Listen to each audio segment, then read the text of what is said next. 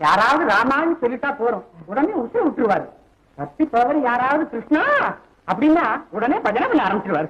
பெரிய பஜனை பக்தரோ? ஐயோ, அவர் பஜனையில சந்தேகப்படாதீங்க.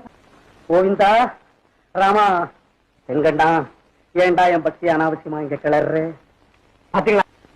பாண்டுரங்க நாமம் பஜிமனமே, பாண்டுரங்க நாமம் பஜிமனமே, சங்கு சக்கரதாரியை துதிமனமே, சங்கு சக்கரதாரியை துதிமனமே, ராமாவதாரத்தை துதிமனமே, ராமாவதாரத்தை துதிமனமே, சிம்மாவதாரத்தை துதிமனமே, சிம்மாவதாரத்தை துதிமனமே, தசாவதாரத்தை துதிமனமே, தசாவதாரத்தை துதிமனமே. ஹரே ராம் ஹரே ராம் ராம் ராம் ராம் ராம். கண்டே என் அப்பன் ராமசாமி இளவேக சாமரவன் தரிசனம் கொடுத்து விட்டார். ராமச்சந்திரா, 15 வருஷ காலமாக சரக்கு வெளியே இருந்து தவம் பண்றேனே, எனக்கு கொடுக்காத உங்களுக்கு தரிசனம் கொடுத்து ராமசாமியை உள்ள வந்து பாரடா.